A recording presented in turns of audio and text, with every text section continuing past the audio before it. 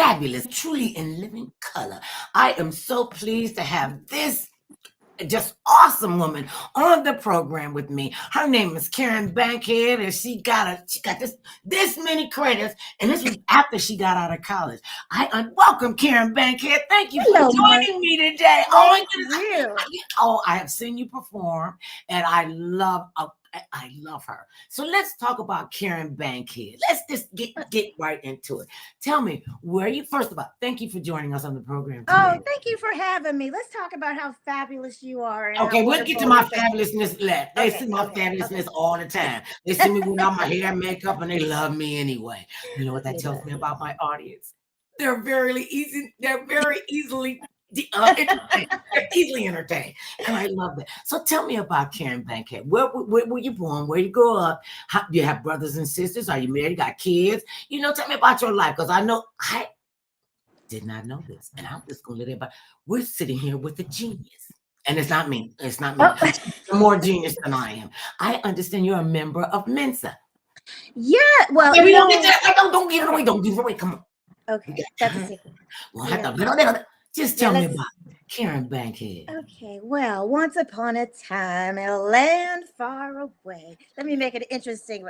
In actuality, I'm an Air Force bred. My dad was in the Air Force, and I was born right up the road in Vandenburg. It used to be called Air Force Base, but it's now called Space Force, which they, because it's, I don't know.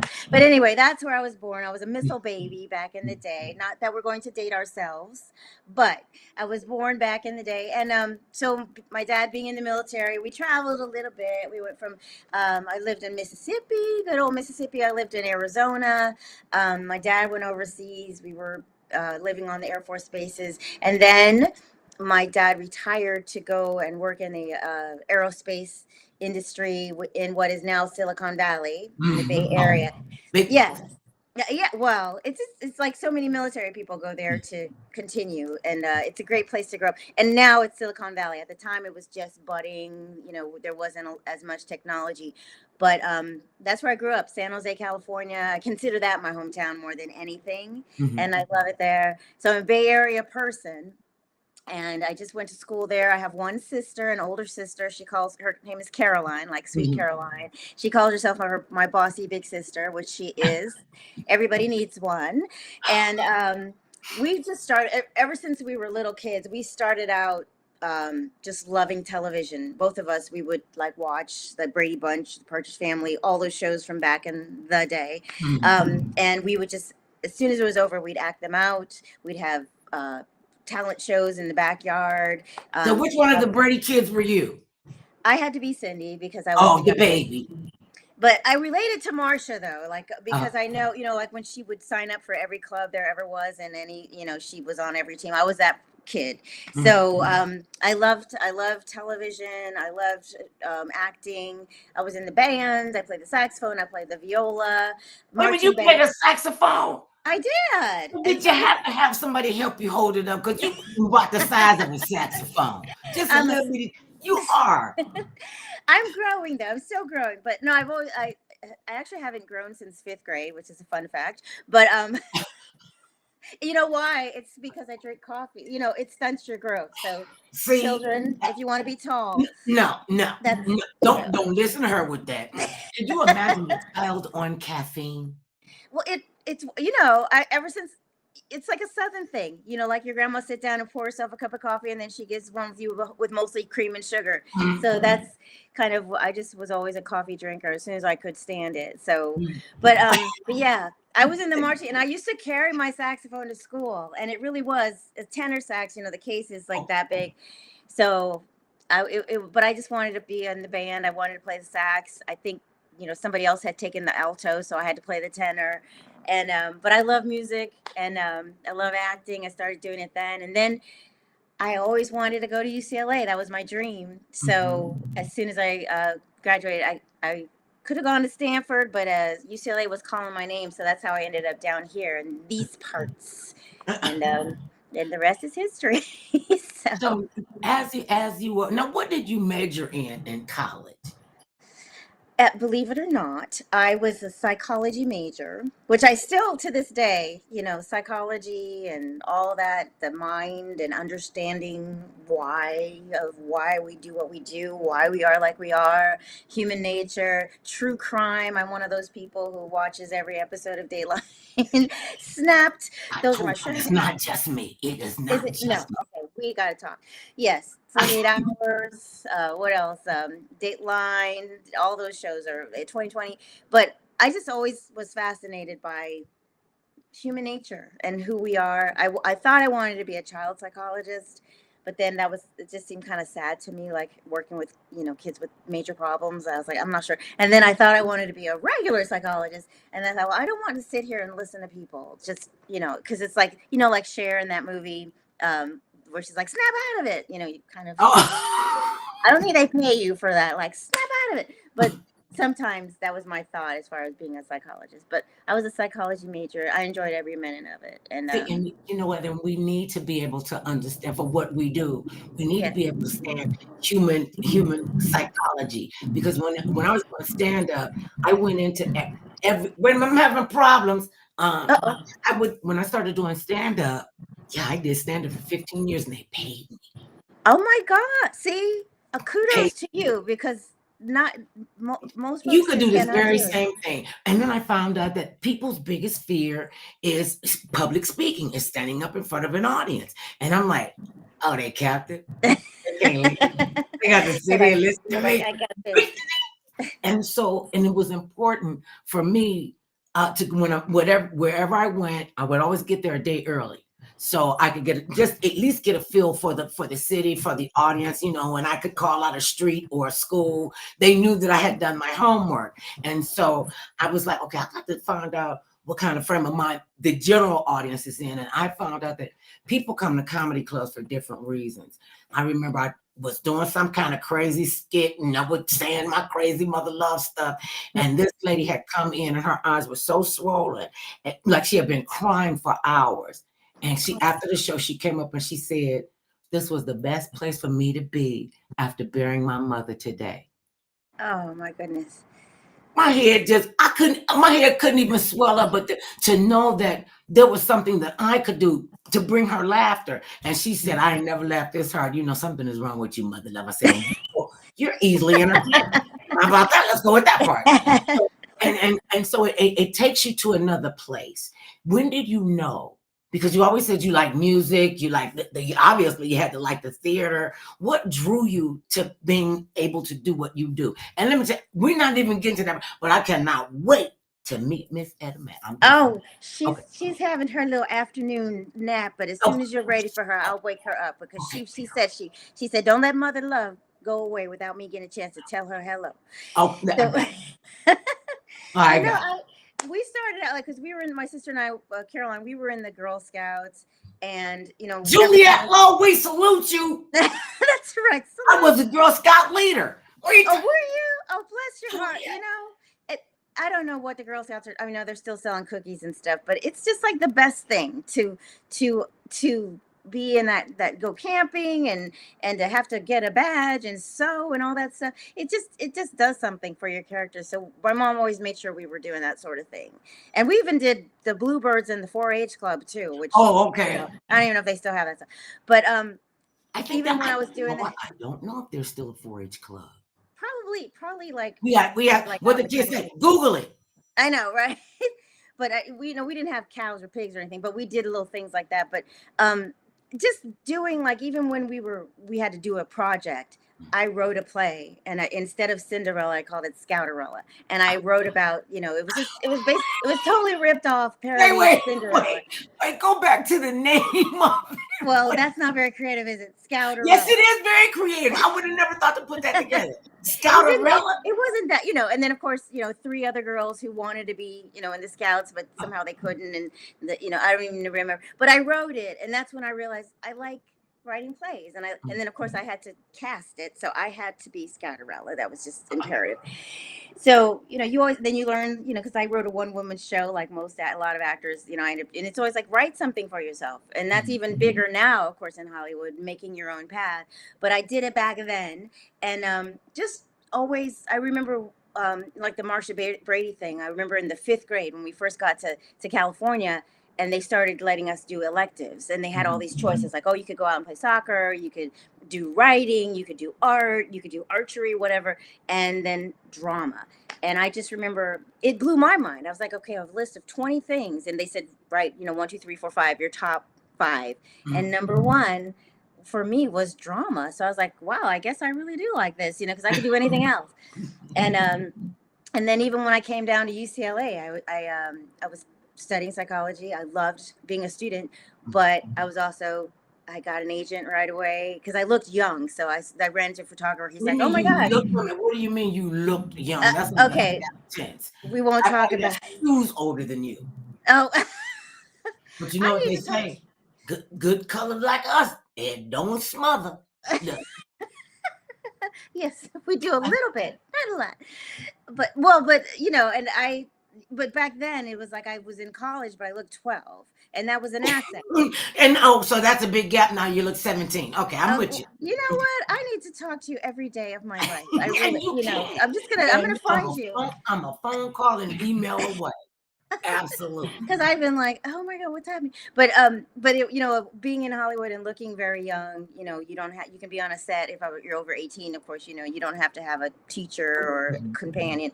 So it was really easy. I was supposed to be taking classes, but I was already being able to do the Hollywood thing while I was still in school. I was driving down to the marina, taking an acting class with a coach and all that stuff.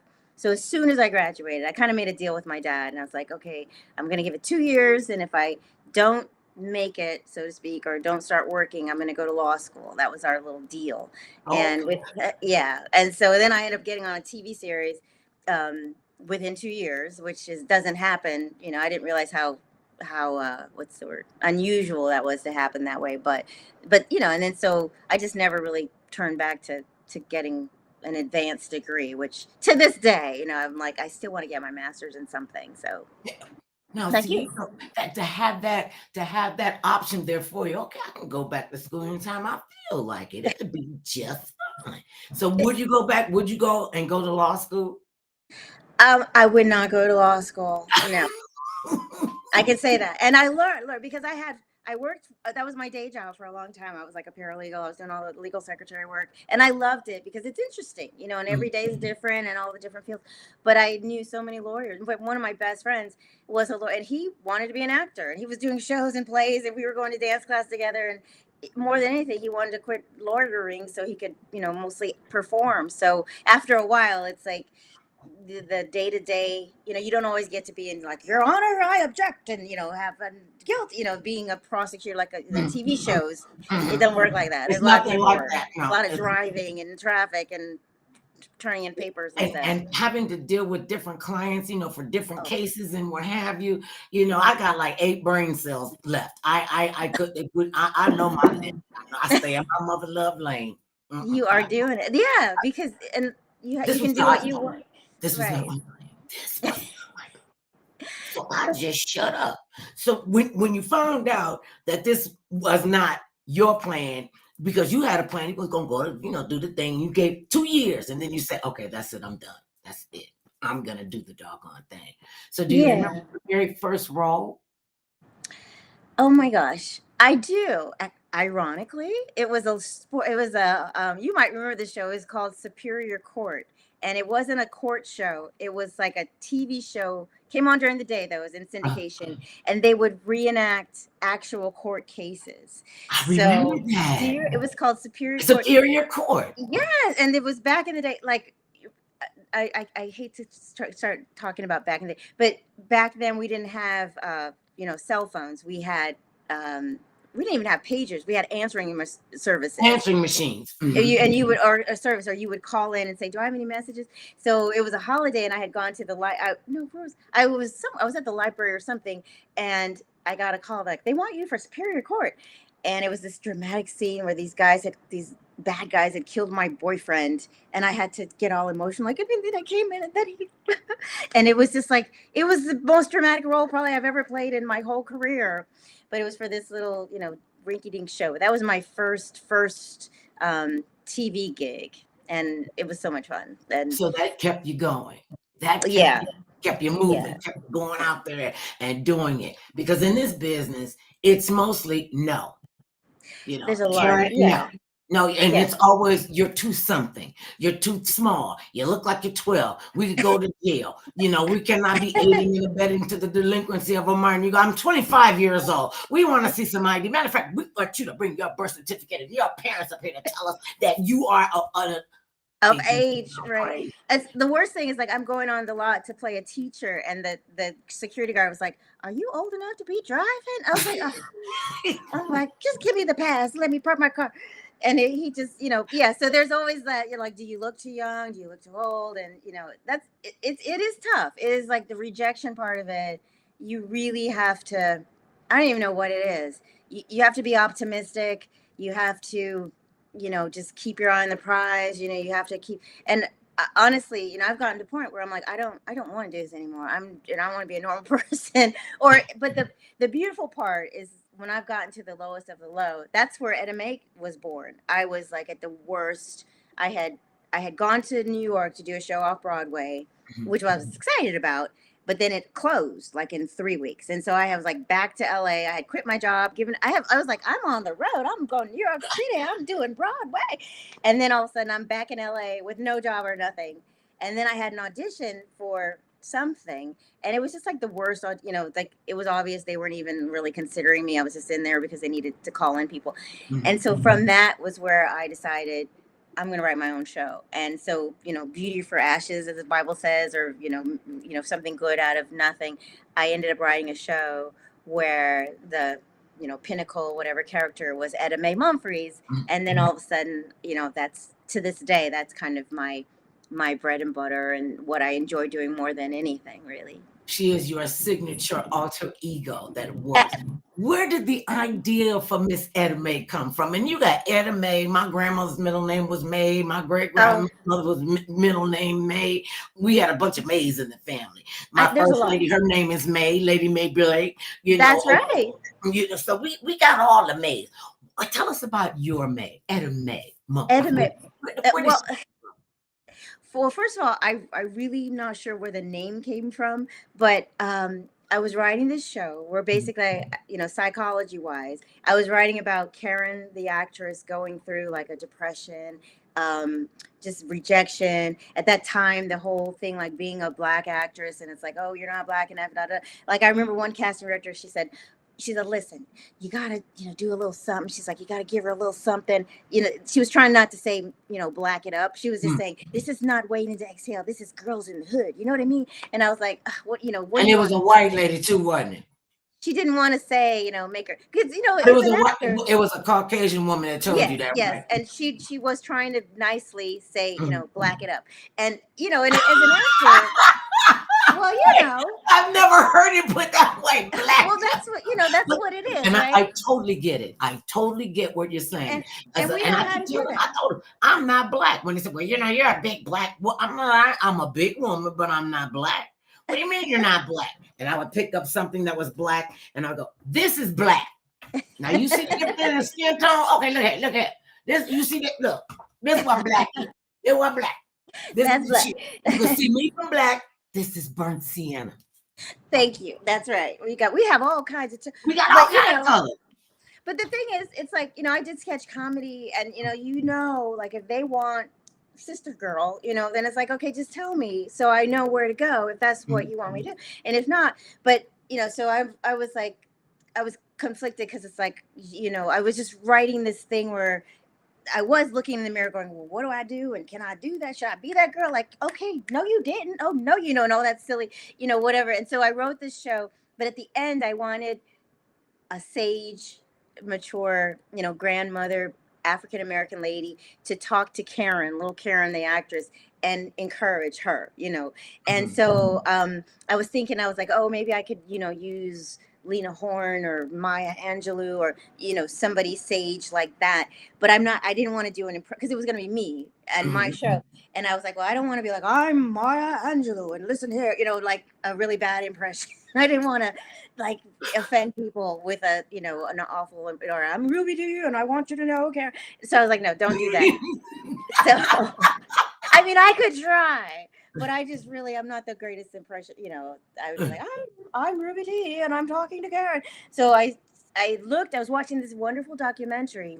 It was like called Bubble and Brown Sugar, African American Women in History from like the 1920s to now. And they had all these amazing stories, and they did Alberta Hunter, and they did Moms Mabley, and just all these the amazing actresses from the golden age, Nina McKinney, and people, just some unsung people.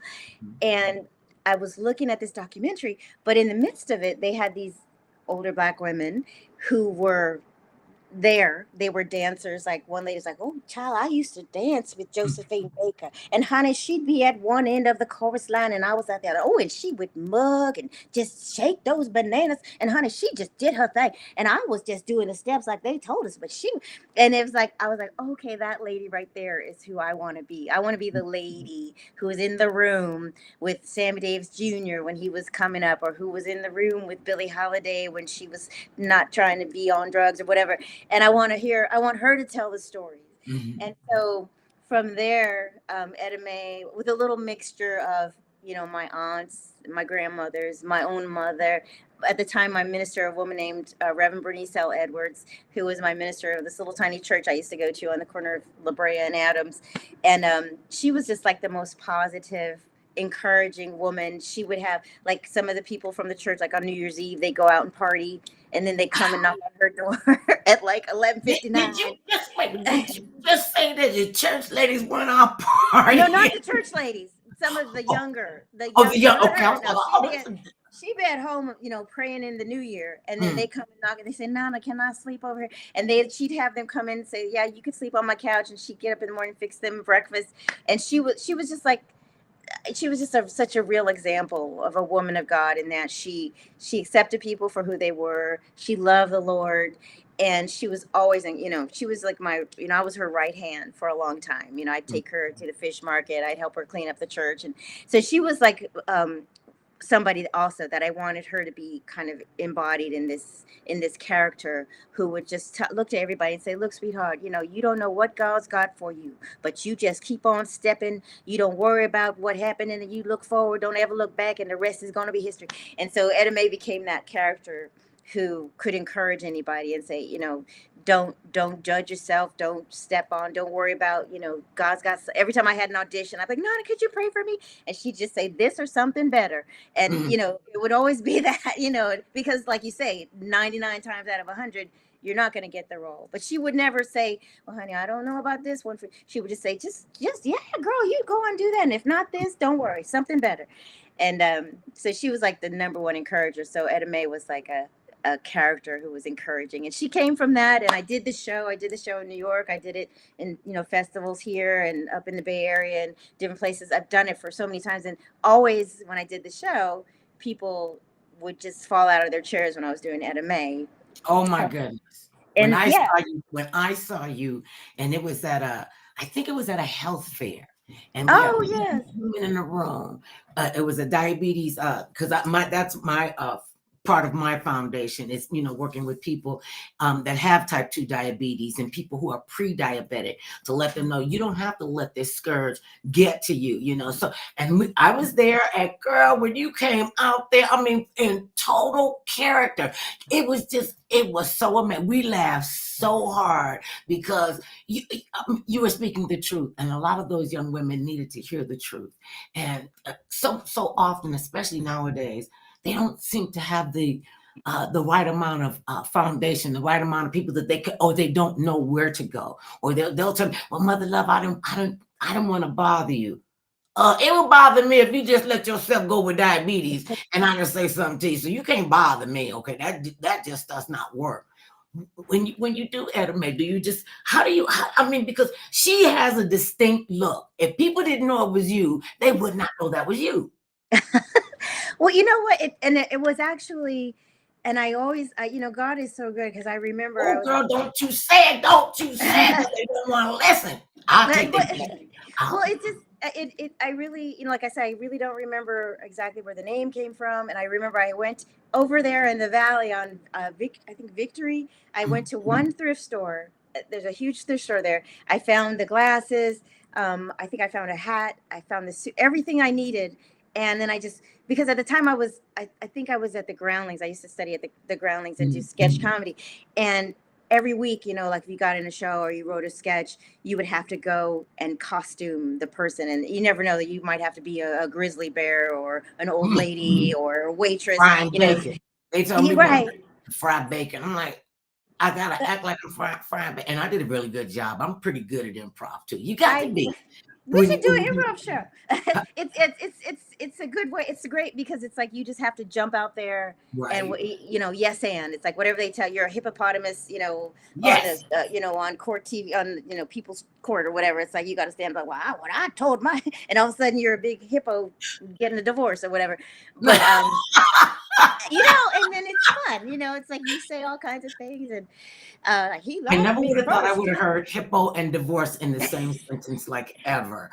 You said you and the hippo get a divorce. Really? On divorce, and that's a funny sketch, right? And you just got to go with it and make it funny, and the hippo family, and it's like he knew I was gonna get fat after I had my babies or whatever the hippo says.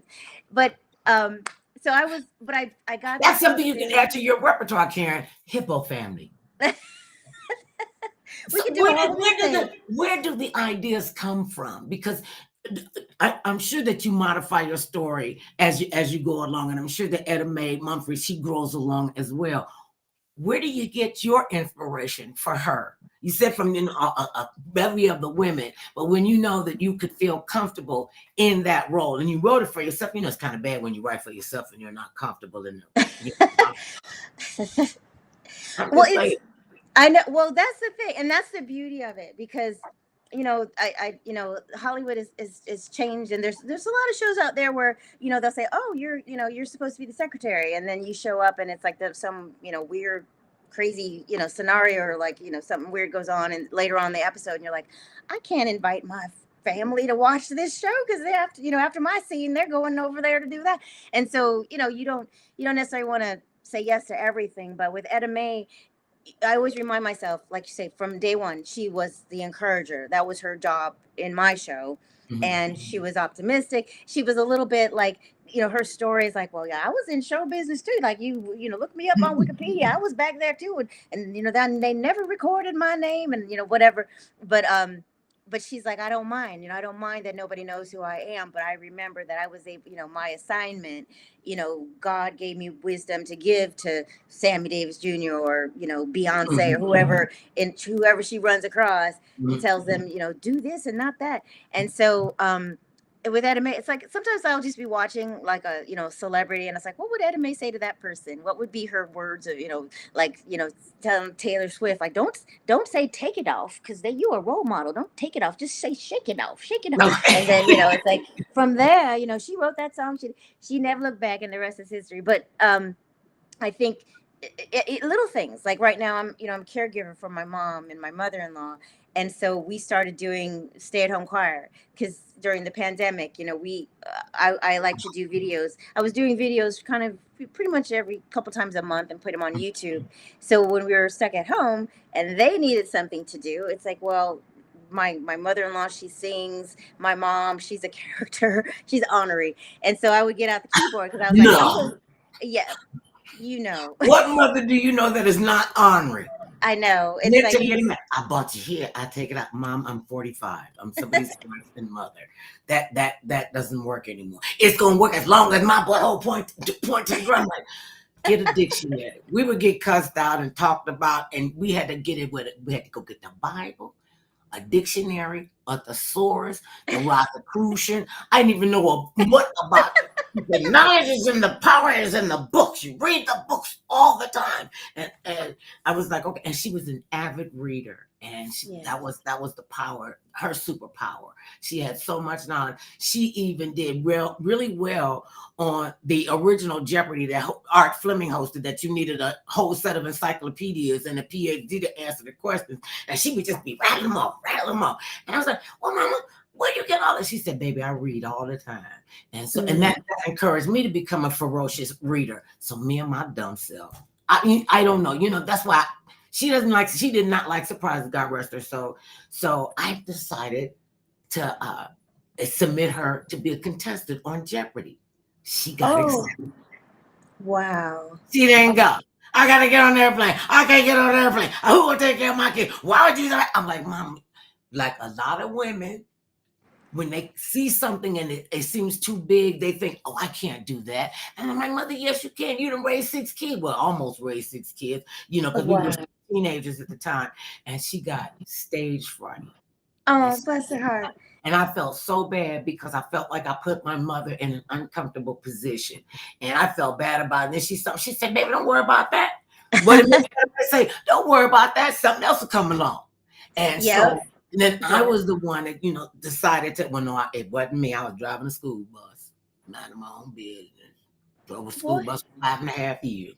And when I got off the bus, they put me on a radio station. I'm like, oh, that's on a radio station in their hometown.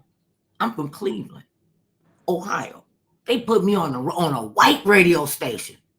Morning and afternoon drive. Had never been heard of it before. My husband was working at what is now the brainchild of they used to call it the wholesale club.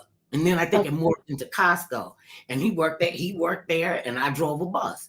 And when I got on the radio, I quit my job driving a bus because they put me on the radio.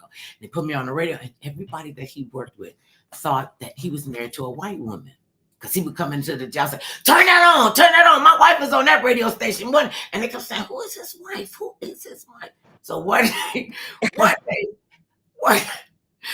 day, because I worked a split shift, I worked from 6 a.m. to 10, and I had a break until 1 o'clock to go back and pick up the kids. So I decided to take him. We're going to go out and sit on top of the car and have a picnic lunch. So we sit out in the car having a picnic lunch, and he kissing all over me. I'm saying, is you going to get in trouble for fraternizing with the audience?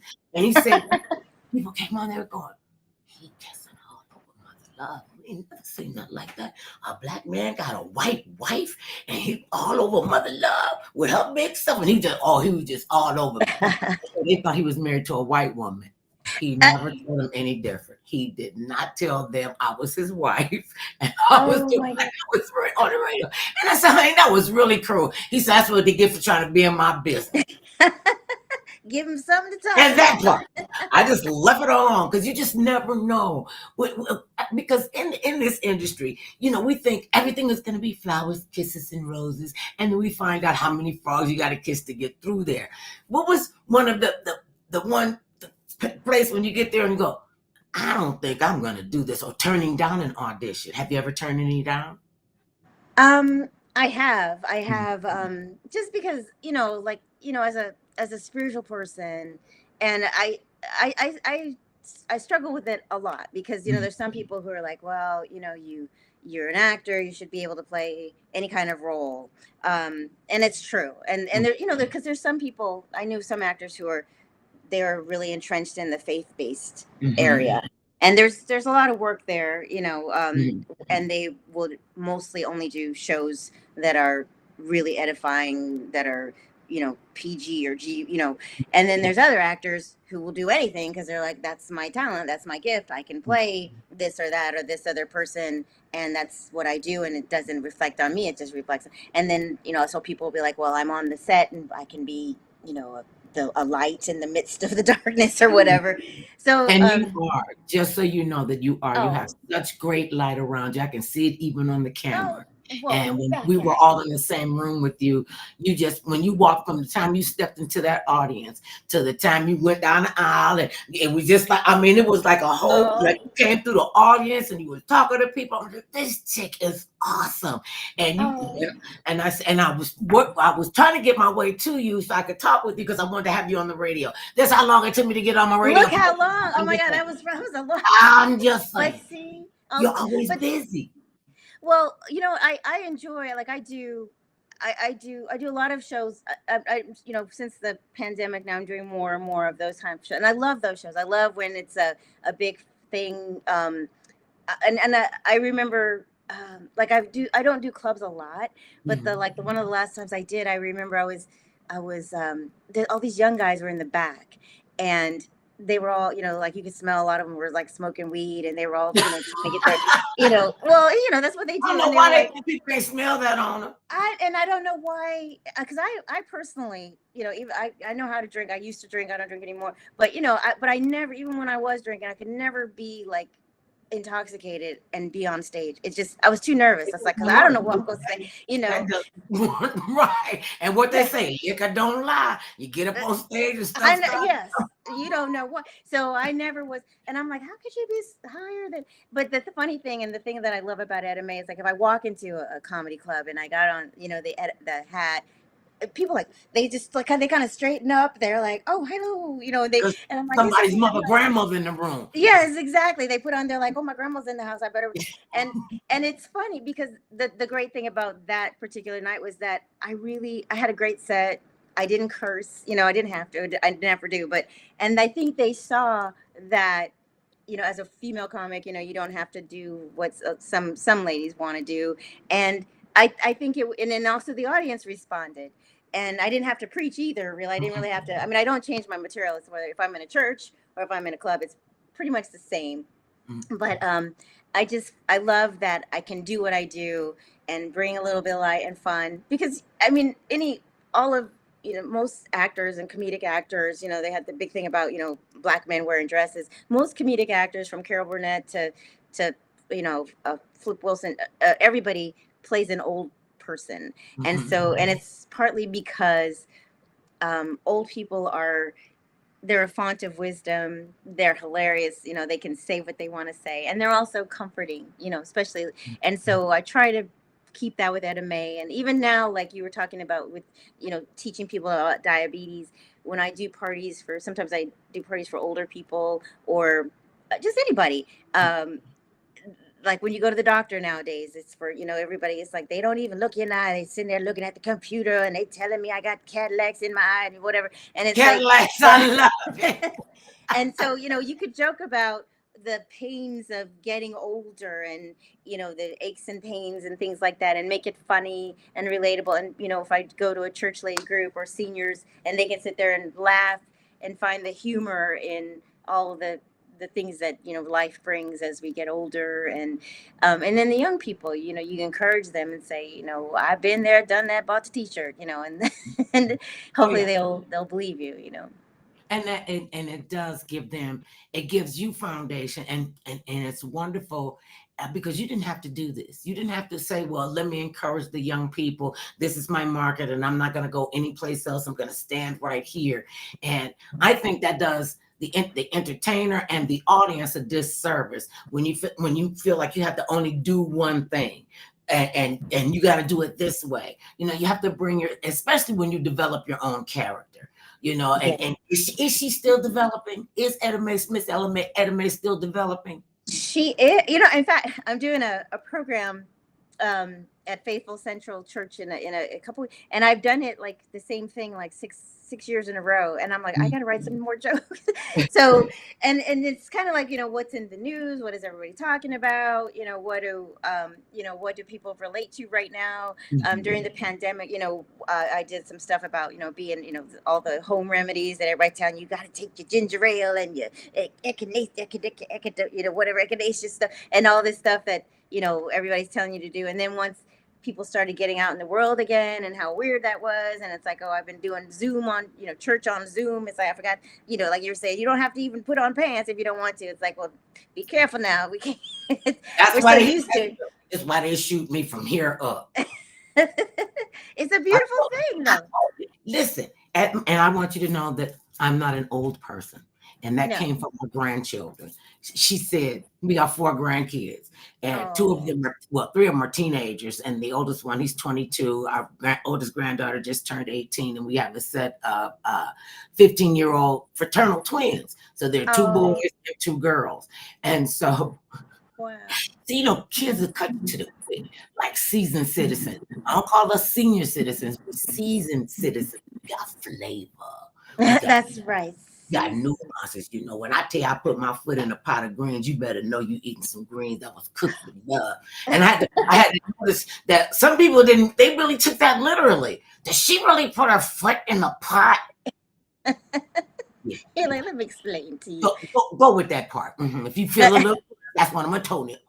Some people, they don't get it. They don't get, they don't get our nuances. And so she was talking about somebody had she said he was an old boyfriend. And she said, well, I thought he was too old to be called her boyfriend. He should be called her old friend. I was like, oh, Lord. I said, well, what kind of, oh, she said, well, it's different with you and Papa because you and Papa are old, but you're not old. So I got and what does old mean? Well, no. So they broke it down to me. Girl, they broke it down. They said, well, old people, they going slow and they walking and they talk, chain, and they'll wear the same clothes for a week. That is not you and Papa. Y'all always going someplace. You have a house full of company all the time, and there's people that we done grew up with that come over here, and y'all, you guys travel. Y'all just old. You're not. I told them, don't even tell nobody I'm old. You tell them your grandmother is seasoned. I got seasoned. That's right. Like what they call it, lanyamp in that's right. You got all that. They wouldn't even understand a word we were saying. But that's why it's good to have good diction. So, well, I mean, being a faithful woman, being a Christian, it is. I won't say it was difficult to make those kind of decisions about what I would do and I wouldn't do. And you have said that your faith plays a strong part in what you do. How do you stay connected with your audience and with God? Oh my goodness. Well, thank you for asking. The way God works, you kind of, I wouldn't say autopilot, but I think, you do your best and he'll take care of the rest. A lot of things, like there's some jobs that I would have, thought, oh my God, I really need this. I want this. I'll do anything. And you pray, sometimes I'm like, walking around the building 7 times, burning incense, calling people like, pray for me. I got to go in this thing, praying on the way there, going down to the beach before, if it's something big, because that's the thing, with actors, it's like you could get a commercial and that could be your income for the rest of the year. Or, one audition is your big break for, a great role on a movie or a TV show that's going to be on the air for 3 years. And all you can do is walk in the room and do the thing for 2 minutes. And then it's up to a lot of other people, right? But I always know, God is definitely in the mix, right? So, and there are times when if I'm on the fence, like even timing wise, like I said, like I'm a caregiver, so I don't necessarily want right now in this season, I don't necessarily want to be gone. A lot of the shooting that happens in, Atlanta, whatever, or Georgia, or any place. They could send you to Hungary, and it's like, do I really want to be there for 2 months when my family? Right now, my season is more of close to home. So sometimes I would just understand that, okay, the timing on this is not good, or this whole project to me is a little questionable about what I might want to do.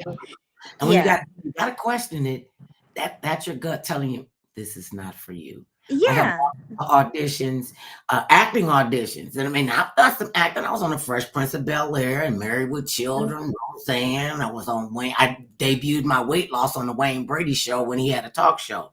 And it was just certain things that I wouldn't do.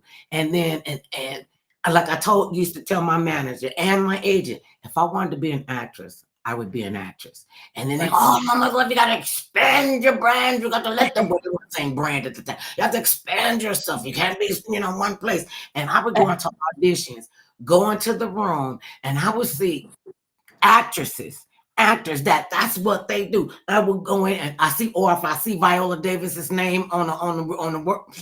I went in one time, I think it was Viola Davis, Octavia Spencer, and I want to say Valerie Pettiford, but I'm not sure. But it was 3 strong Black women actors in there. And I walked in and I was like, take my name off the list. Let me take my behind. I don't know this because I ain't nowhere in the world. I don't care what they had me doing. They could do it better.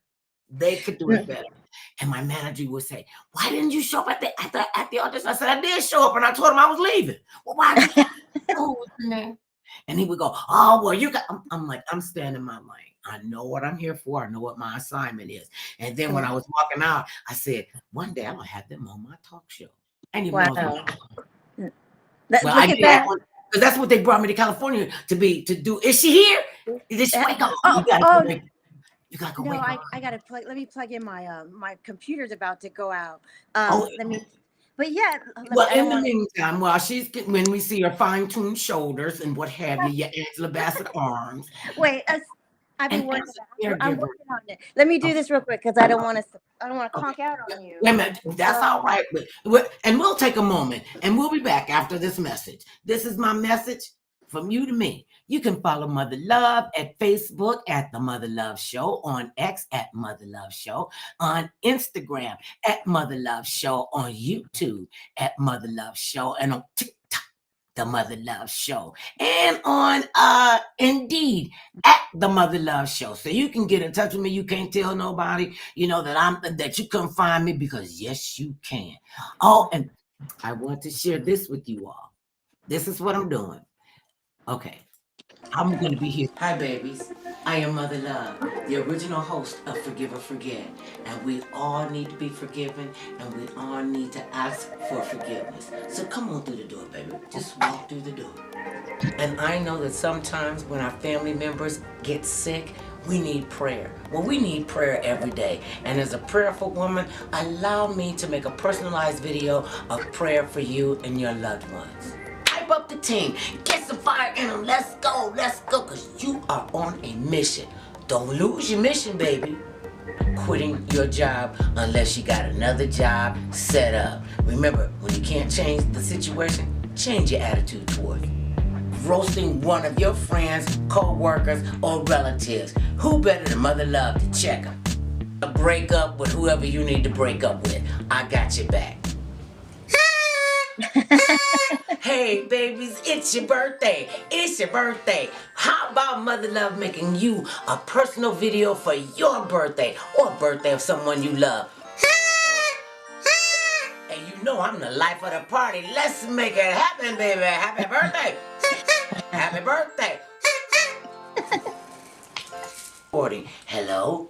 Yes, this is Mother Love, and you've missed Mr. and Mrs. Mary, and they want you to leave a message, a brief message, and they do mean brief.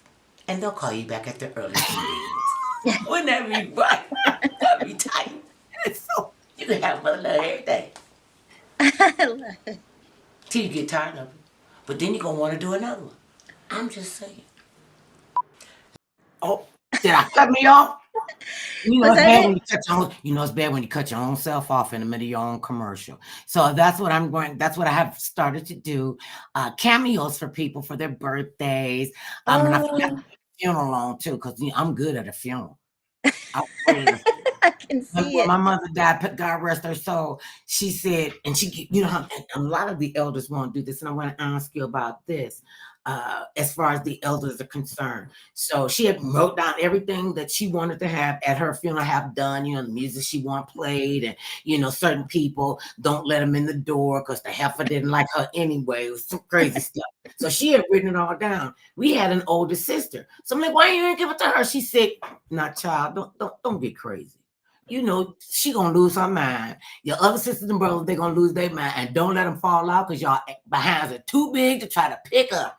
Well, she said to me, "This is my instruction, and then I want you to get up on the podium, and then I want you to do one of your silly things that you do. And don't wear black." I wore a bright red dress this big and had them rolling. I mean, I had never even thought about this. They were laughing so hard. We rolling my mama's body down the way to go get into the hearse to take it to the cemetery. People laughing so hard, and they go, "Oh God, I want you to come and do my mother's funeral." Huh? Do her funeral. Yeah, because she loved you. She loved to listen to you on the radio. Okay. Literally, I walked away from the cemetery with like 5 different things to do. It's just really sick. But see, that's what happens. Like, I'm like, why do people, be mourning over there? People, the first 3 words of funeral, 3 letters is fun. So shouldn't funeral be fun for all, not funeral? And so they were like, what's really wrong with that child? And in that vein, because you have shared with us that you're your mother and your mother-in-law's caregiver, how do you keep yourself together caring for them? And do they have different situations? Like just one have one thing, and another have another thing, or do they, how do you keep yourself together and in taking care of your mother and your mother-in-law? You must really love your husband and your mother-in-law. Oh, I would have to tell my mother-in-law too. I don't even know why I'm tripping. Oh no, no. He just came and brought me the charger because my computer was about to die. So I should have let him. But he's well, But he and I really think that the way we met was I was doing Etta Mae. I was dressed as a little old lady, and he was in the audience, and he was my heart just went pitter pat, and it was like first time you saw him. The first time I saw him, and literally my mind said, Lord, I want to know him, like know him. That was, and I'm not, whatever that means. That was what came in my head. And then, people talk about, single people, like, oh, how do you find somebody? What do you do? What do you, what is the thing? And when I look at how God just brought us on that day, it was at West Angeles. I was doing a show. That's what we do. I know, and I was doing that, and he was just, everything about it was just so cute to me, and he was laughing at my jokes. And then I went, and KGLH was there they were on the radio, and I went by the radio little thing, and then I changed my clothes because it was hot, and I put them all center. And then I was just walking, and I ran across some ladies who were in my Bible study, and I stopped to chit chat with them for a second, and then he walked up. And it was just like the timing, it was like after the show, if I hadn't run into him, if I hadn't stopped, if I hadn't changed and then he recognized me, and then I parked. I was gonna park like in the back, where like the VIP parking, and something said, "Girl, just park when you go to church." So I was in the parking garage, and he was there. So he said, "Let me walk with you to your car," and the rest is history. So, why did I bring that up? Anyway, I do love him, and I love his mother, and it was all like right before the pandemic. I was trying to look after my mom up in the Bay Area. I was flying back and forth, and his mom was living. He's an only child, and so as it worked out, the day of the shutdown, we called a place, and we need 2 more beds. Can you bring them? And the guy's like, well, we're not supposed to be open, but if you come in the back, I'll sell you some mattresses. So, so we set up, their rooms and everything. And like my mom she's got dementia. She's still she watches the news. She's kind of aware, but she's got some mobility issues, and her cognition, her speech is going, which is very difficult. And my mother-in-law, she's got more of a Alzheimer's, and it's kind of like the dynamics of it. Every day is different, Right. The behaviors, sometimes it's like, why are you doing that? What do you, but God has given me the grace and the patience and the time, and and we have helpers, we have people who come in and help us with stuff, but it's a huge blessing. And this season, it's like, welcome to Crazy Town. This is what we do. Okay, so you do live in my neighborhood. I'm the queen of I'm the queen of Goofy Town and Crazy Town. When people say you're driving me crazy, they come into my street. I'm just letting you know. There's a destination. There's an end to crazy. Go to Mother Love. Go to Mother Love. And that is what what is so important. I got a friend. I don't know if you know her.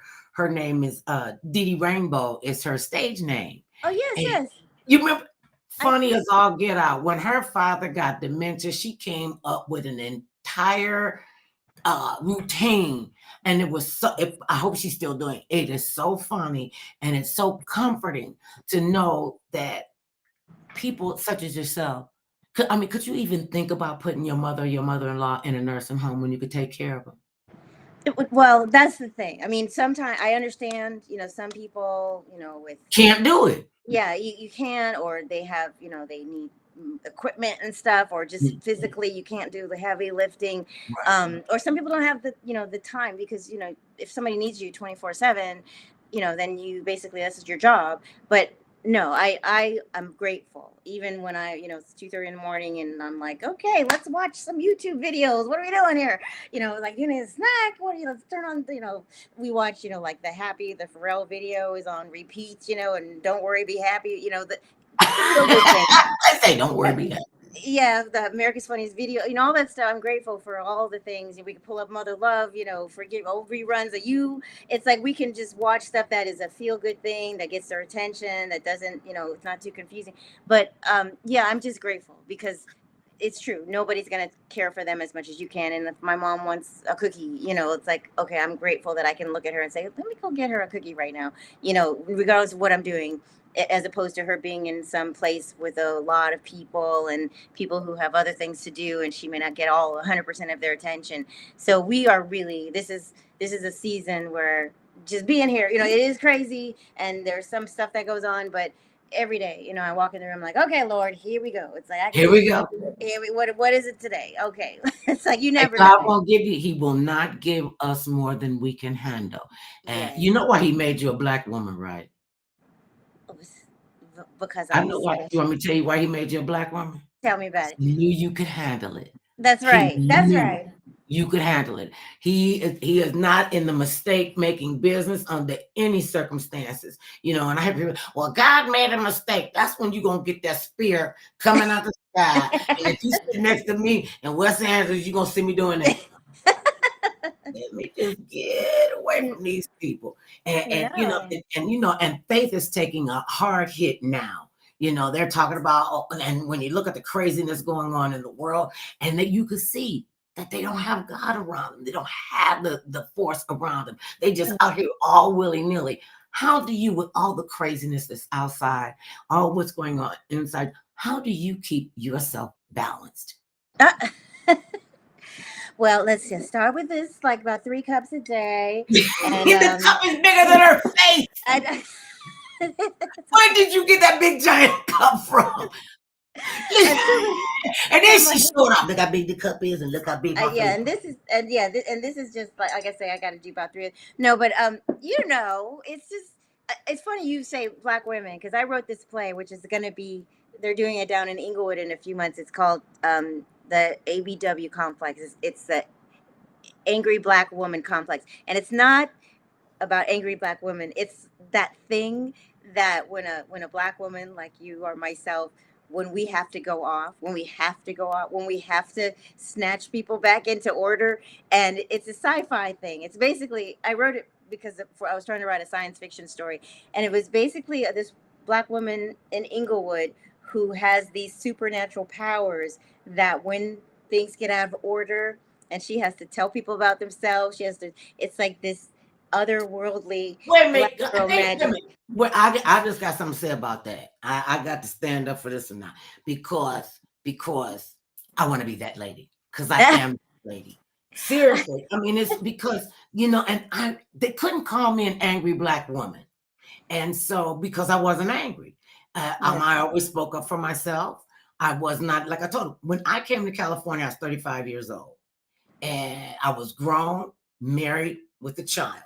And when they start talking to me crazy, I was like, oh, we gotta go to stupid town on you.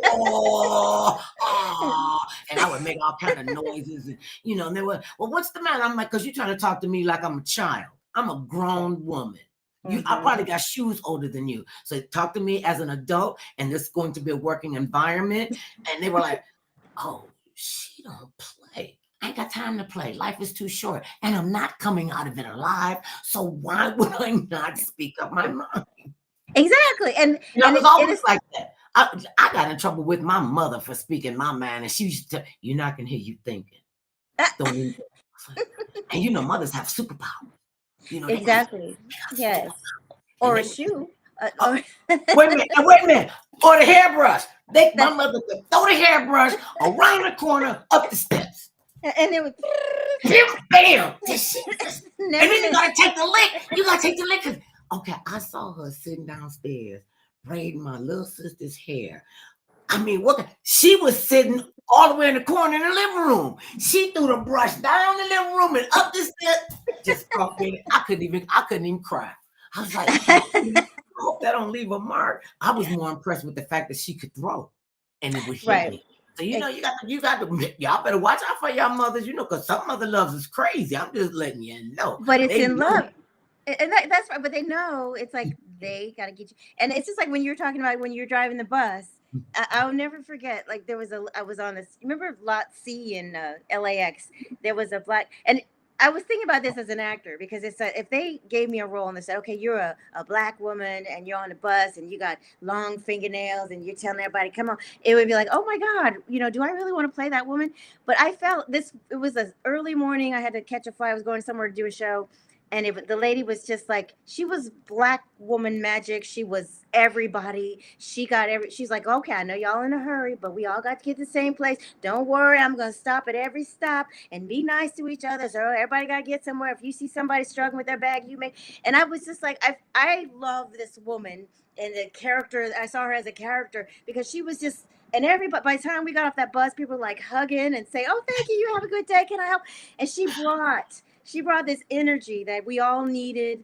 That was not everybody could do it. She knew exactly what to say. She was, and she was just that, and it was just her talent. It was her skill, and as black women, like we watch in the news, you see whether it's these judges that are handling these court cases right now, and teachers, and journalists, and everybody. We're everywhere, and there's a special thing, and I think even Etta Mae kind of is that presence where it's just like you're Mother Love, and I love that name because that says it all. And it's what you do, what you bring, what you represent is what do I want to, it's a phenomenon. It's a necessary element, and it feeds our society. You know what I mean? Thank you. It is, and you've been doing it for quite a while. Quite a while. I've been Mother Love necessary. for. How old is my son? Our son he's 40-something years old. So he's 40-something. And the day I had him, I said, oh, God, because in college they called me Sister Love. I was like the big sister, the mother figure that they didn't have, at home. And, the fellas would come in and go, wait, Sister Love, look at this. I'm like, oh, you got clapped. Okay, come on, let's go over here to the clinic. Come on, I don't know what this thing is on my neck. I said, that's called a fistula. And they thought I knew what I was talking about. Well, I had my share of fistulas. So I was like their big sister. They would come and, present the person that the fellas would come and present the girl they wanted me to. They used to say, we want you to Sister Love her. I said, what does that mean? And he says, that means that if she don't pass with you, I ain't gonna be bothered with her. And I used to tell them all the time when they got film, like I would tell, run really quick, back away. Don't do anything with them. Don't get intimate because she have a baby and you're trapped for life because you don't hardly like that girl.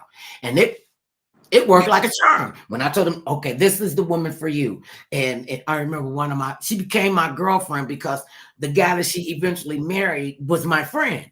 And she came down to visit, and beautiful young woman, like you coming in and, he said, I need Sister Love. I need you to, make sure she all right. Will you, make her feel comfortable? And I'm like, yeah, I'll make her feel comfortable. Then he got mad at me because we became friends. Well, I ain't tell you to become a friend. I ain't mind all that. So I was like, but you asked me. See, people, a lot of times people will ask you for things that they don't understand, that they either shouldn't be asking you for, or when you get the answer, you're not satisfied with. I'm like, that ain't my fault. You asked me. I'll tell you. Is he gonna tell you what you need to do? Is it her nap time? Can we? You know what? She just got her Geritol. I think she's coming out of ladies' room. Do you want me to see if she'll come? Okay, wait till she come out the bathroom. Ain't nothing worse than going into the bathroom. Well, let me go. If I don't get her, she'll stay in there all day. Lord, go get her. If I don't, but I know you'd rather talk to her than talk to me. No, I want to talk to you and she. Etta Mae. Etta Mae, Mother Love. Mother Love. She is on the air. Can you come say hello real quick? I'm trying to I didn't have my tea just yet. I've been a fan since 1980 on KFI. That's one of my audio babies. Hey, baby, what's up? What you do? I had one of my radio babies from KFI. They're the ones I told you. They're the ones that brought me out here. So if you want to, say anything to anybody, they brought me out here, and I've been here ever since. And why does my hair look like it's all crooked? I got it on straight today. I'm gonna be cute for Miss Miss Etta Well, Mae. how long have you been on the air? You should have woke me up. If I had known y'all was in here talking, you know I would have come through. I've been waiting for this day. You told me 2 weeks ago you was going to come on, and then you let me sleep through almost the whole interview. That ain't right. You know, every time you got something going on, I'm ready. I might be old, but I'm not dead yet. Where's Mother Love? Where's Mother? I'm right here, Miss. Hello. Hi, Miss Etta Mae. Oh my goodness, sweetheart, where have you Hi. been all my life? I'm, I'm just so honored to be here to talk to you. Well, do you know you are on my list of people? And now that I found out that you're right here in Pasadena, wait a minute, I borrowed these earrings. I know they're not my style at all. But you know, if I knew you was in Pasadena, I would have paid you a visit. And especially you cooking collard greens, girlfriend, you need to get in touch with me. Absolutely. Know that there's going to be a dinner on the table waiting for you. Yesterday, oh, you would have loved it. What I fixed Old Bay game hens. I roasted them in the oven. I made some kale and spinach with a nice spice on it, and something else. I can't remember what it was because and I made cornbread. So black eyed peas. We had black eyed peas. We had our greens. We had our roasted game hens. One of my executive producers, he said, "Now see, Mother Love, this is why you need to open up a restaurant." I'm not opening up, but I would for you. So instead of opening up a restaurant, I want to officially invite you, and we're gonna invite Miss Karen Bankhead too to come and with. She don't need to. She can stay home. She be eating too much anyway. But I will come. And we will break bread and talk about you on the air. And I used to listen to you on the radio. And I love the forgive or forget concept.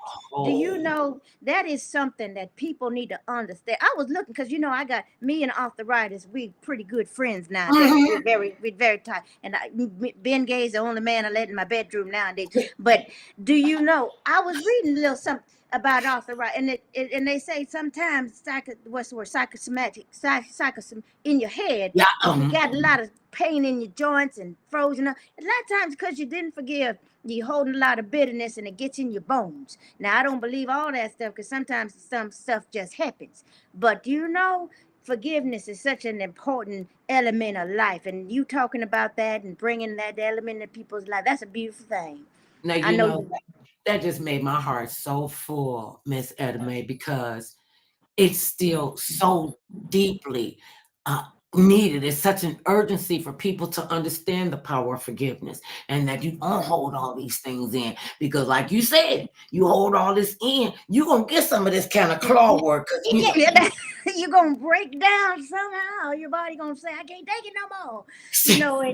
I think I'm at that point now. I mean, I put on tennis shoes and I trip.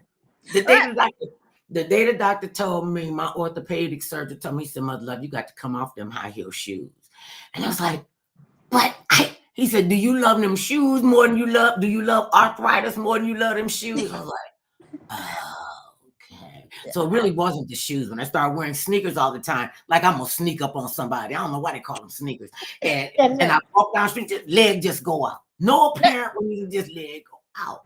Then you gotta wait a minute. They got to, I don't walk as fast, so they start walking slow. And I'm like, I am not walking that slow. Yeah, you are. But you are spry, miss. You are truly spry. What keeps you so young and youthful after all you've seen in the world? Well, one thing I wear my orthopedic shoes. I tell folks, wear my orthopedic shoes in case I make a mistake so I can stand corrected. But that's an old joke. But anyway, it's still funny. I just love that joke. But I get up every day, and when they say I'm on the wake up list on the thing. Anytime I'm on this side of the ground is a good day. Yes, so I thank God for keep on living. I feel blessed and highly favored. That's what I feel like I am. Just like that food you were talking about cooking, I'm sure it was blessed and highly flavored. So blessed and highly flavored. That's right. I know it was. I just want you to know, Miss Etta Mae, I'm walking. You write that down. You can use that anytime you want. Okay, say it again. Yeah. I saw it on Blessed and Highly. I saw it on a billboard when I was doing a show down in Shreveport. Oh, this wasn't one of yours? Yeah, well, now it is, but now it could be yours too.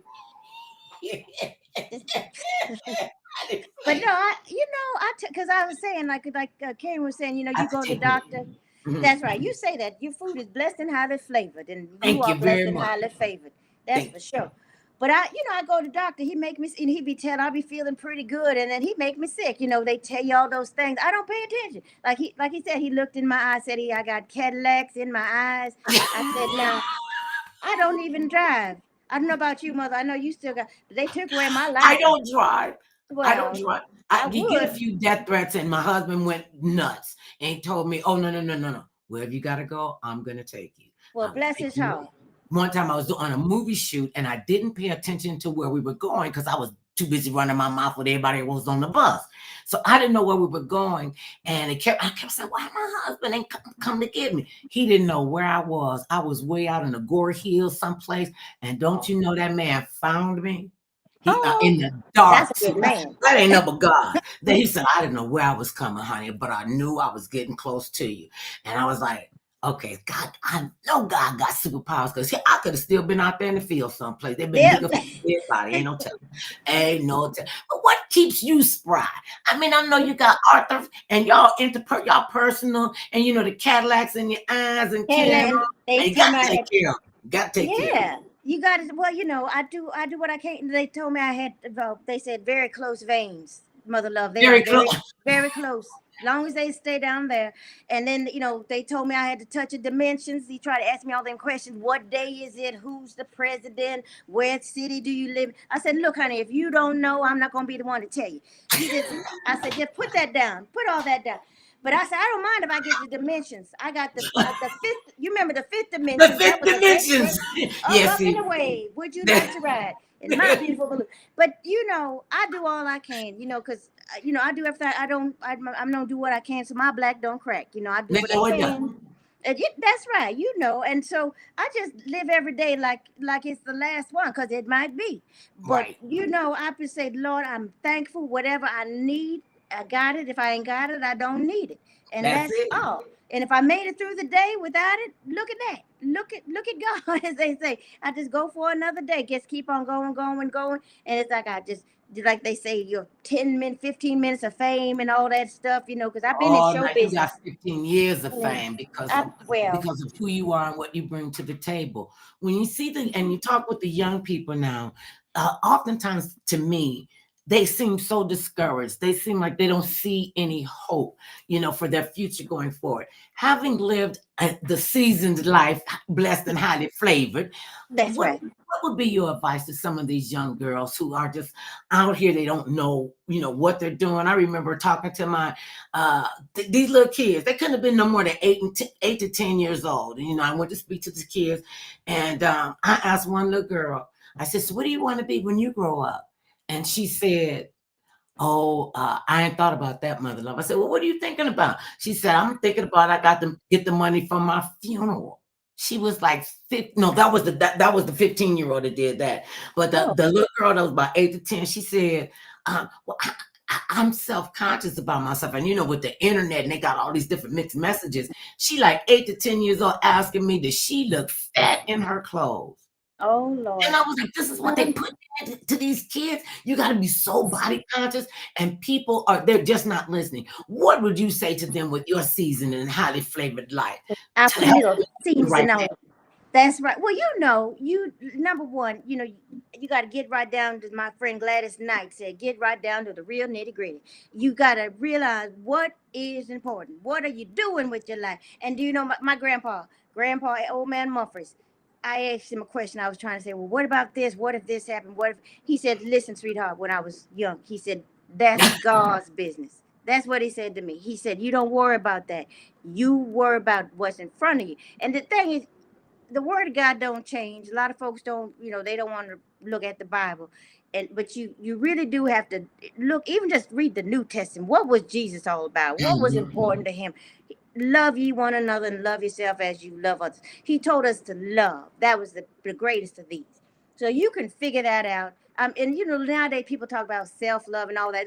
That's good. But it's not so much about, oh, I gotta kick all my friends to the curb so I can go to the spa, and just be, I don't know about all that. But do you really have to find, you walk around, you see people, you see somebody else who is hurting. Like you said, you don't know what, like that lady that came to the club that was with tears in her eyes. You just did your thing, but you blessed her beyond measure. So whatever little thing you can do, you can enjoy. Count your many blessings, count them one by one. These are all cliches, but you know they're cliches for a reason. And that's like I told my doctor, it's like, look at my blood type. It's B positive. So if you can, yeah, I told her, I had to tell him, be quiet, get me out of this office because I don't have time. He made me sick. But anyway, you got to look at the bright side. You got to realize whatever's behind you is not going to change. You got to have a good attitude. The attitude determines your altitude. One of my Bible teachers, he tells us his little mantra. He said that every day. But for the young folks, I want to write a book one of these days about just messy lives. Messy lives. Do you know?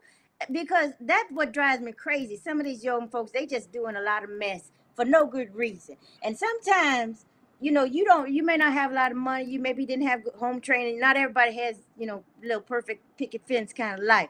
But you can kind of keep your life in order and make decisions every time. Because one bad decision can wreck the whole train, put you off the track for a long time.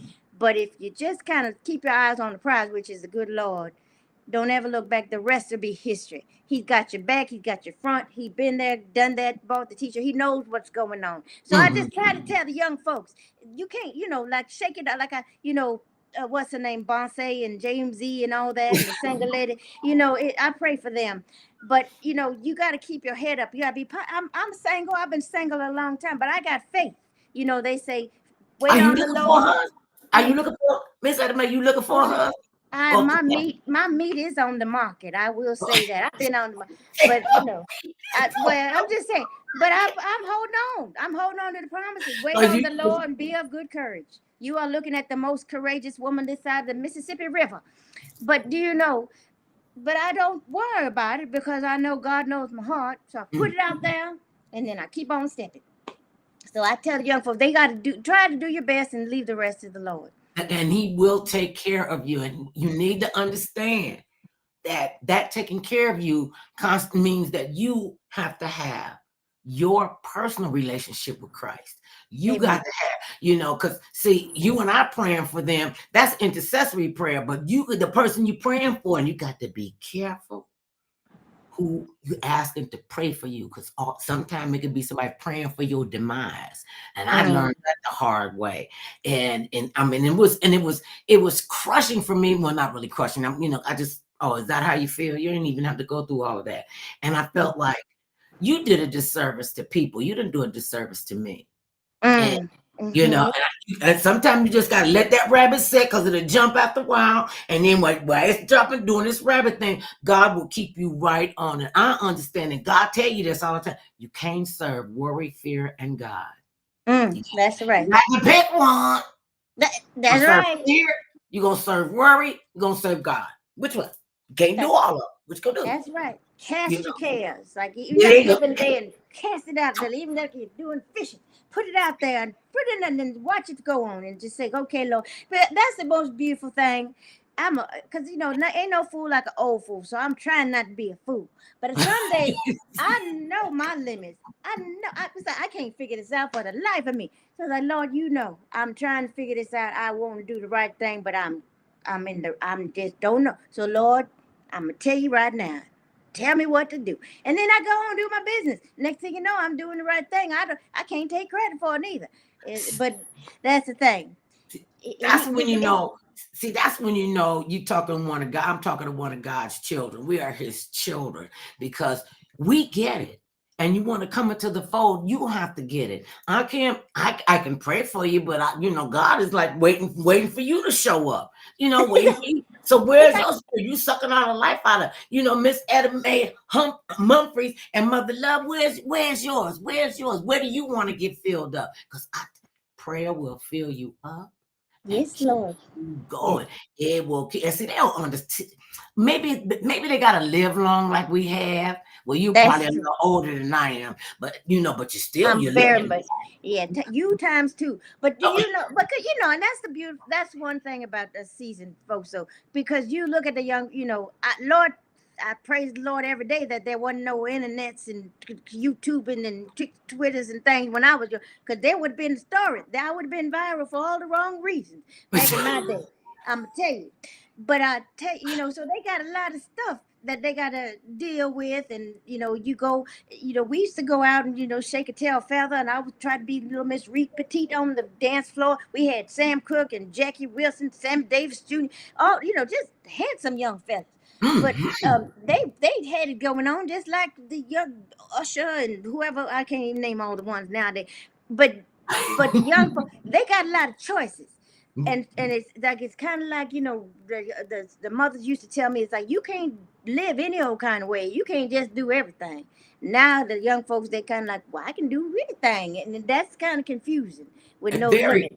And so, so you pray for them, and I can't be so holy that I don't understand what it means to be young. But like you say, we want to you live an example. They see you and they say, well, I want to live a good life so that when I have a little bit more age on me, I want to look good. I want to be happy. Like young folks, you travel, you got love in your life, you eat what you want, you have fun, you dance, you laugh. And that's like, you can do that. We do all those things, and we got the Lord. So you kind of want to remind them, it's not that you don't have to step away from the church and not go to church and not believe because you want to be free or whatever. Freedom, it comes in Christ, right? That's where it is. So I try to have some fun and encourage them, be funny, and all the things we do. We on TikTok. Look at us. We on TikTok, Facebook, Restream, on the Instagram. We all over every place. Everybody, this is Miss Etta Mae Mumphries, and she is a star. She's not a she is a star and a rock star. The work that you do, I've seen you in action. I have seen you in action. This is really, I am humbled and honored by your presence, because I've seen you in action, and I've seen you work a room.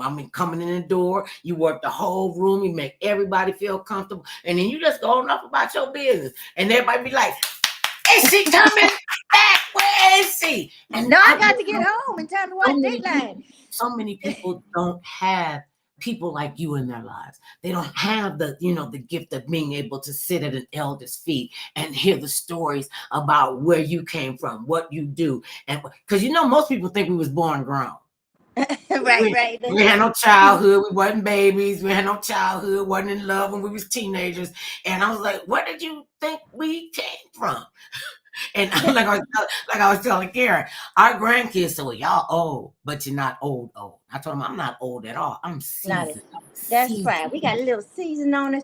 And I never forget, I went to church when I was younger, and a lady was there, one of the church mothers. And I always saw her, she didn't dress fancy enough. She just sat on the altar and praised the Lord and cried. And she was just a woman of God. And one time she stood up, she said, let me tell y'all something. Back in the day when I was running the streets and I was drinking and I was a whoremonger, and I had to look it up. I said, what does that mean? I didn't even, and I said, not Mother Garrett. I said, you cannot tell me. And I had no idea, but she had all this body of living. She knew. And that's what the young folks need to know. It's like, been there, done that, and nothing new under the sun, as the Bible, Ecclesiastes says that. Nothing new. Everybody running the street, y'all doing things out there. We always had a chance to do this, that, and the other. Sometimes we did. Luckily, we made it out, and we see the lighter side. So I just tell the young folks, you can have your fun, but live respect yourself, as my friend, what's her name, Mavis Staples said. No. That's a good song. They ought to bring that. That's a great song. That's a wonderful song, and it is a thing. It's like you respect yourself. That's one thing, young folks. You just realize you got to limit yourself, and all the things out there is not all for you. You don't have to experience everything to know what life is about. Hold on to the good things. And put yourself up on a high place close to the Lord, and you go all over the world. You do stuff you never dreamed of, and you be happy too. Absolutely. And they they have this adage that they say, when you're doing what you love, you will never work a day in your life. Mm-hmm. And you do what you love. Did you ever have a work job? A work job? You said a work job. You mean like get up and go to work? Yes. I tried to go on the road with Nat King Cole, but my mother said I couldn't go. I was too young. I was No, 17. what? But Oh yeah, you're too but young. yeah, but you know, I worked at a restaurant one time. I worked for 3 days, and then they let me go. But you know, I enjoyed it. But I also enjoyed the food back in the kitchen too much, I guess. But anyway, I learned my lesson. But I tried to teach some of these young kids. I tried to be a little teacher at one point, but those, they run me out of the classroom. Because there's rules and regulations. You can't smack everybody's children. I found out. So Not once that, anymore. no, not anymore. So they have laws against that. So I decided it wasn't for me to be subject to some of these ornery ones. But no, I go out. I go. In fact, I do parties. I do this. I did the Inglewood Senior Center for that. I did the Pasadena Senior Center, Altadena Senior Center. I do private party. The church things. I just enjoy day in and day out all the parties and the events. You call me, I'll go. As long as I can sit down and maybe have a little sip of punch after I'm done, I will come and make sure I get home on time. That's all. But I know it's not work at all. It is Oh, very much. Uh, it is a blessing, like you say, when you go and you just sell laughter is medicine for some folks. So if I can put a little dollop out there, I'll do it. And other than that, I'm home in time to watch the news and Jeopardy, like your mama was watching. I watch it too. oh my goodness. And Jeopardy freaks. My mother, God rest her soul. She used to say to us, and we just thought she was kidding. She used to say, "Listen, I'm gonna tell you what, because I told them since I moved to California, y'all better die on cue. You better die spring or the summertime. In the wintertime when it snow back east and I won't be there. So just die in spring and the summer." So she used to tell us, she said, "I'm gonna tell you how I'm gonna die." I'm like, "Mom, why you talking like that?" She said, "I'm gonna tell you this. Y'all better have Jeopardy on, because we couldn't talk to her. Couldn't talk to her for 30 minutes. She didn't want to hear from nothing. She didn't have no kids. She had no grandkids. She just wanted to focus on Jeopardy." She died, or she passed away, made her transition May 5th. Right after Jeopardy went off. Alex Trebek said whatever he had to say. She answered the question. She came in the room, asked my sister came in the room and said, my mother said, "Open up the window for me. Open up the window." She opened up the window, and my baby sister said, she turned around and she felt like like this like this Oh force my coming over her. goodness. And Oh she no. turned around and she said my mother had slid off the edge of the bed and was sitting there like this. Oh my gosh. And she Wow. had a do not resuscitate. Oh, when you got brothers and sisters, "Oh, we think you were just killing off mama. Why you want to get her a do not resuscitate?" And I said, "Because that was her. I couldn't do anything like shit wrong."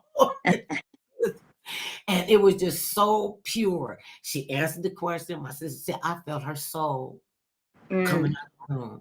And I was like, I was kind of little nervous. Maybe I don't want to watch Jeopardy every day. But now I got an hour. Don't call me when Jeopardy is on, and you got to wait the whole hour. Jeopardy come on first, and then Passe Jack.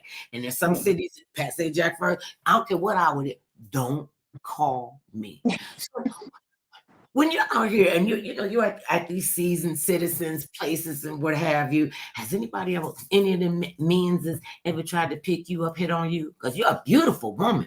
Oh, thank you. Well, I tried, like I said, keep it together. But I'm open. Lord, you have to kind of keep an open mind. And yes, there are a few gentlemen. I was at a church program, and I was sitting in the back, and a young fella. Well, he wasn't young, really. I have to say that, but he really was saying, "Well, what are you doing after this show?" And I said, "Well, I'm going to go home and make myself a bowl of soup." So, and he just really insisted. So I did give him a card, but he just what I'm not that particular, but I did, and I signed up for you Say you know ain't that particular.